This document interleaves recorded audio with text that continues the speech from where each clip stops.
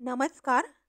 मराठी कथा संमेलन सादर करीत आहे साहित्यरत्न लोकशाहीर अण्णाभाऊ साठे लिखित कादंबरी चित्रा भाग 9. कृष्णाला जाऊन आज 1 महिना झाला होता.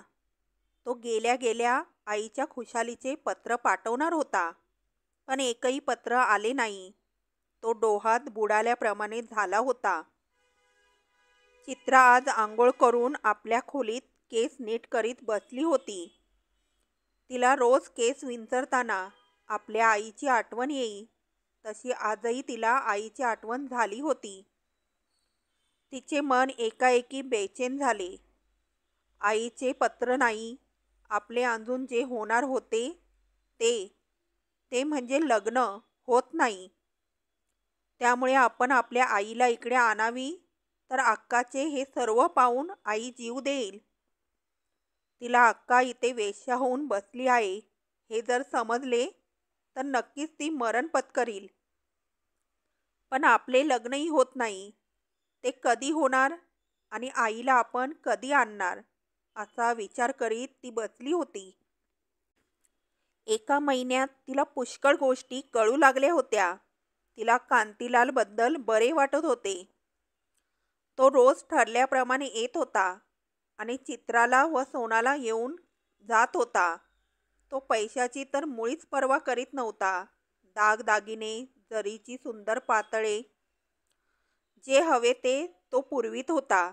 रोज स्वतःची मोटार आणून चित्राला फिरवीत होता. काही दिवस सोना बरोबर येत होती, पण पुढे पुढे जर्नलची सॉरी नियमित येऊ लागली. त्यामुळे तिला चित्राबरोबर जाणे अशक्य झाले आणि चित्रा एकटीच कांतीलाल बरोबर जाई. अगदी रात्री अपरात्री तो तिला घेऊन फिरत होता. पैसा तर नुसता उधळीत होता. सर्वोच्च घड्याळ चित्रासाठी, उत्तम पातळ चित्रासाठी, किमती हिऱ्याची अंगठी चित्रासाठी. रोज नव्या नव्या वस्तू तो आणि चित्राला खुश करी. कित्येक दिवस जात होते. रात्री जात होत्या. काही वेळात दोघेच बॉक्समध्ये बसून सिनेमा पाहत. पण कांतीलालने एकदाही चित्राच्या अंगाला स्पर्श केला नाही. त्यामुळे तिला त्याचा स्वभाव आवडला. तो आवडू लागला होता. म्हणून ती त्याच्याबरोबर एकटी फिरण्यात जात होती. तिला त्याची आता मुळीच भीती वाटत नव्हती. ती मुंबईत सर्व काही रोज पाहत होती. त्यामुळे शहरातील जीवन तिच्या अंगवळणी पडू लागले होते. ती नवीन नवीन तऱ्हेची माणसे, त्यांचे पोशाख, चालीरीती सर्व काही पाहत होती. शिवाय तिला कशाचीच कमतरता नव्हती. सोना आणि कांतीलाल तिला काहीच कमी पडू देत नव्हते. ती बदलत होती, परंतु घरातील प्रकार तिला मुळीच आवडत नव्हता. कारण तो लालिया उंदरावर मांजर जसे टपून बसते तसा तिच्यावर टपून बसला होता. नाव तो अगदी पिसाट होत होता.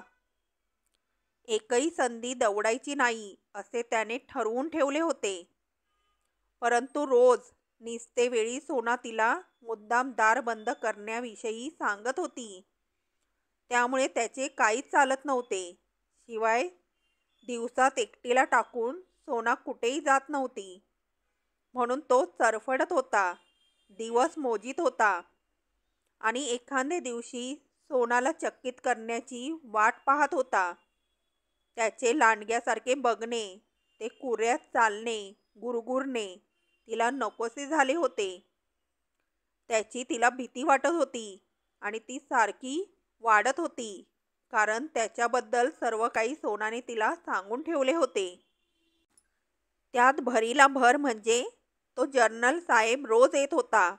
नेहमी येतेवेळी दारू पिऊन तर असाच येत होता आणि घरात पाय ठेवतात मोठमोठ्याने ओरडाओरड सुरू करीत होता. कुठे आहे तो साला लालिया, बोलवा त्याला, असे म्हणून तो आपले पिस्तूलच काढी आणि मग त्याला शांत करण्यासाठी सोनाची तेदरा उडत होती. शिवाय जर्नल एखादे दिवशी चित्रा कुठे आहे आणि इकडे तिला असे म्हणून ओरडे आणि तिची भीतीने गाळण सुटत होती. त्याला शांत करता करता सोनाला घामच फुटत होता. तो जेव्हा घोरू लागे तेव्हा त्या घरात शांतता स्थापित होई आणि सर्वांना झोप लागे. एखादे दिवशी जनरल साहेब शुद्धीवर असले म्हणजे चित्राशी लगट करीत तेव्हा सोनाला त्याचा राग येई. पण करणार काय? बोलून चालून तो जनरल होता. त्याला दुखवावे तर लालियाची भीती होतीच. जेव्हा जनरल घरात येई तेव्हा सारे घर थैथै थरथर आणि एका हाडाखाली दोन कुत्री जशी गुरगुरू लागतात तसे ते पिसळून गुरगुरत लागत. जणू दोन वाघ एकमेकांना फाडून खाण्यासाठी परस्परावर झडप घेण्याची तयारीच करीत होते. त्यामुळे सोना हैराण झाली होती. चित्राला रात्रीचा प्रसंग आठवला. तो भयंकर प्रसंग तिच्या डोळ्यापुढे उभा राहिला. एके दिवशी जनरलला उशीर झाला होता. सर्वजण जेवणे आटपून निजले होते. चित्रा आपल्या खोलीत निजली होती आणि जनरल आला. तो दारूने झिंगत होता. झोकांड्या खात खात तो घरात आला आणि रोजच्या सारखाच बडबडू लागला. मला कुठंही समाधान नाही. ते कुठंच मिळत नाही. मिळालं नाही. लढाईच्या 5 वर्षात जर्मन लोकांनी मिळू दिलं नाही. आता इथं हे साधे शिपाई मला समाधान मिळू देत नाहीत. रोज तक्रार, असंतोष, बंडाची भाषा. इथं यावं तर हा हरामखोर लालिया मला चैन पडू देत नाही. मी त्याला ठार मारीन. त्याने सोनाला जवळ ओढून तिचे तोंड आपल्या दोन्ही हातात धरून तो म्हणाला, मी त्याला ठार मारीन. ही पुष्कळ लोक मारली आहेत. शत्रूचे मारले आहेत आणि आपलेही मारले आहेत. आणि तुम्ही दोघांनी माझ्याशी नीट वागले पाहिजे. जशी तू वागतेस तसंच चित्रानं वागलं पाहिजे. असे म्हणून त्याने सोनाला सोडले आणि एकदम चित्राच्या खोलीकडे धाव घेतली. दार बंद होते. चित्रा आत भीतीने चूर होऊन थरथरत बसली होती. चित्रा, उघड दार. दार उघड. मी दार तो मोडीन. आणि सोना धडपडत त्याच्या मागून धावत आली. तिने त्याचा हात धरला आणि त्याला ती विनवू लागली. काकुळतीला येऊन आर्जवू लागली. नाही, असं करू नका. चला माझ्याकडे. माझ्या खोलीत चला. नाही, आज तुझ्या खोलीत नाही. मी इथं ह्या खोलीत चित्राच्या शेजारी तिच्या पलंगावर निजणार. जनरल बेपर्वा होऊन म्हणाला. त्याने सोन्याच्या हातातील आपला हात झटका देऊन सोडवून घेतला आणि दारावर थाप मारली. नका, मी नाही तसं करून देणार.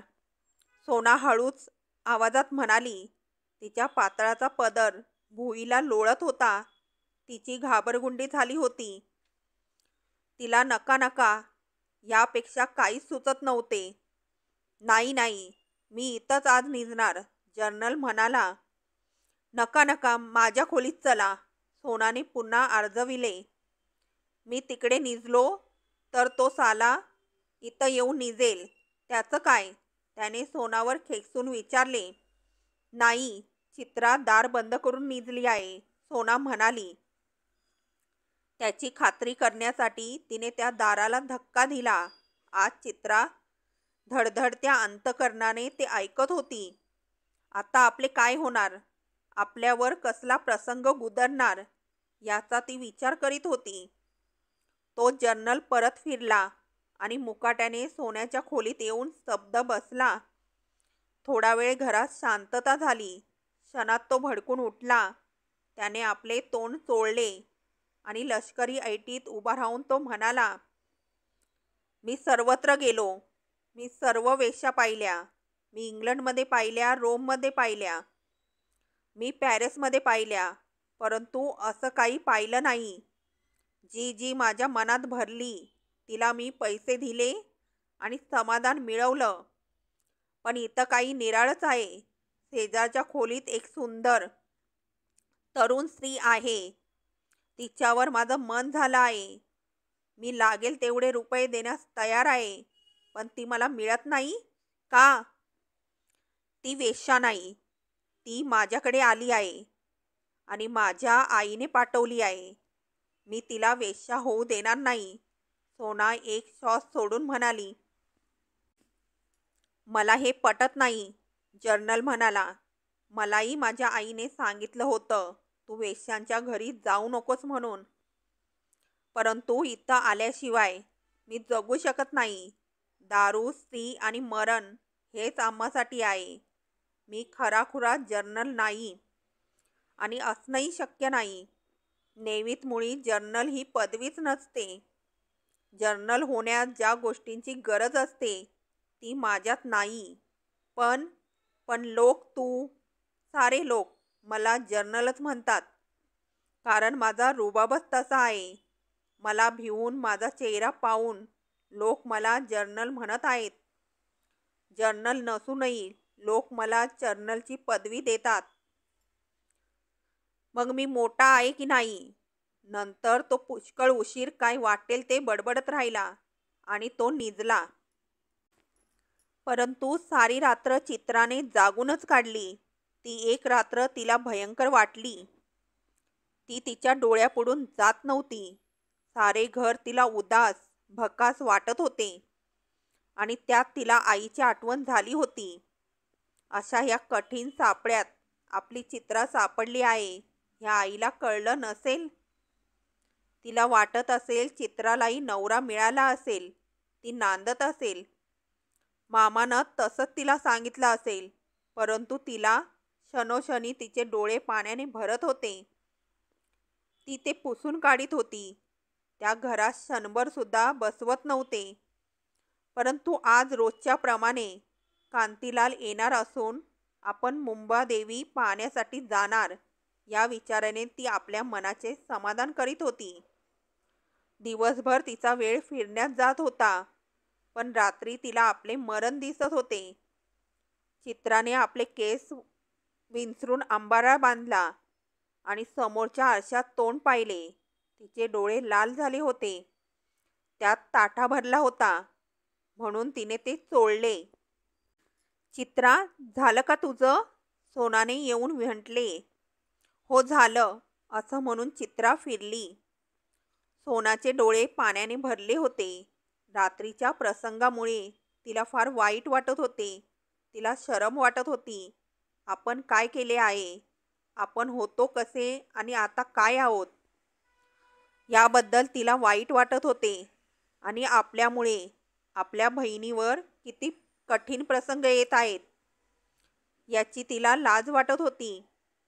रात्री तर जर्नलने कळसच केला होता, त्यामुळे सकाळपासून तिने चित्राला तोंड दाखवले नव्हते. परंतु शेवटी तिला राहावेना म्हणून ती चित्राकडे आली होती, कारण आता कांतीलाल येणार होता. लवकरात लवकर कांतीलालने चित्राला घेऊन जावे आणि त्या दोघांनी आनंदात राहावे म्हणून आपण सुटलो. पुढे आपले काही हो, एकदाची चित्रा कांतीलालबरोबर गेली की आपल्या गळ्याचे पेढे पडले. मग या दोन वाघांच्या कळवटीला आपला प्राण जरी गेला तरी हरकत नाही. लवकरच तो प्रसंग येणार.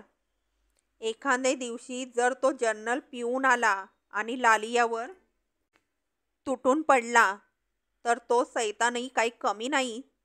तोही त्याला ठार मारायला कमी करणार नाही. म्हटले तर दोघांपैकी एकाचा नक्कीच मुर्दा पडणार. आणि मग आपल्या नशिबी काय आहे कोण जाणे. जे काही असेल ते असो, ते आपण पाहून घेऊ. नाहीतरी काय असणार नशिबात. आपण कसला तरी गरीब नवरा करू, इथे पोट भरू, काम करू आणि माणसासारखे जगू.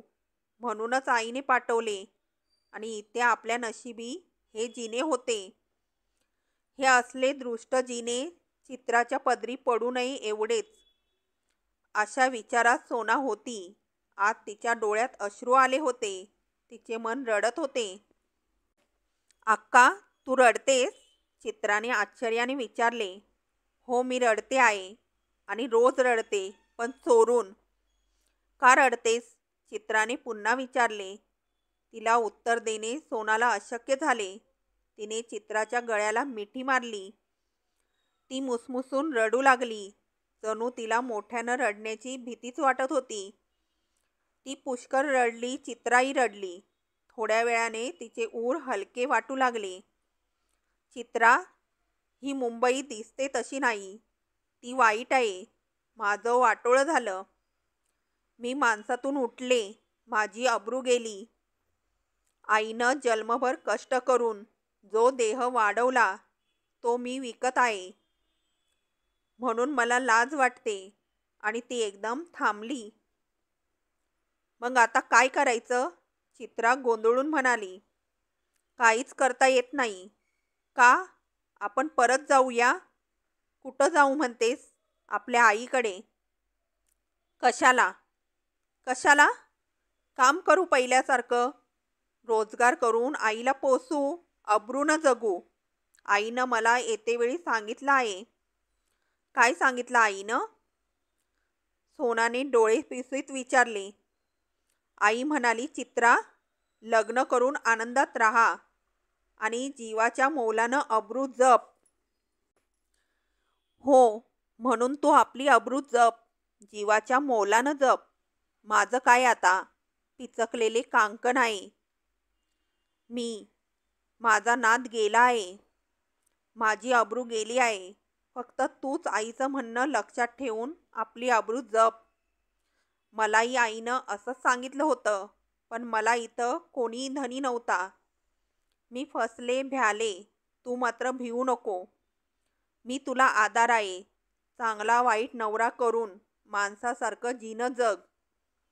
मुंबईत प्रत्येक पाऊल जपून टाक.